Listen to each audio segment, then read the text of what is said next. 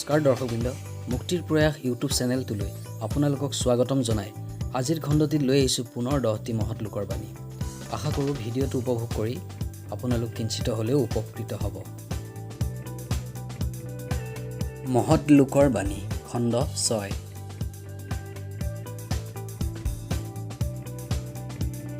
এখন ভাল কিতাপ নষ্ট কৰা আৰু এজন ভাল মানুহক হত্যা কৰা একেই কথা। John Milton. আপুনি জ্ঞানী কেতিয়াও হ'ব নোৱাৰে যদিহে অধ্যয়নৰ প্ৰতি আপোনাৰ কোনো আগ্ৰহ নাথাকে। Doctor Samuel Johnson. চিগাৰেট ধপাতৰ এটা নোৰা, যাৰ এটা মূৰত জুই আৰু আনটো মূৰত এজন মূৰ্খ থাকে। George Bernard Shaw. ঈশ্বৰৰ ইচ্ছাত কেতিয়াবা বিষু অমৃত হয় আৰু অমৃতো বিষ হয়। কুমাৰ সম্ভৱ। পখিলাতকৈ পৰুৱাৰ লগত মানুহৰ বেছি মিল আছে। বেছি সময় কাম নকৰাকৈ বহি থকাটো মানুহৰ পক্ষে সম্ভৱ নহয়। জেৰল ব্লেনান।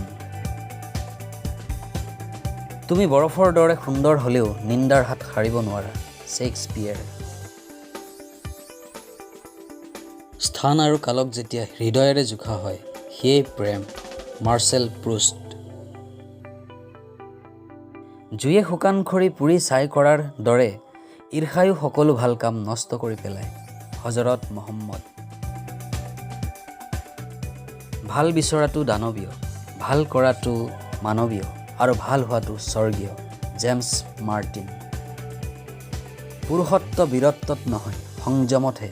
গোপীনাথ বৰদলৈ।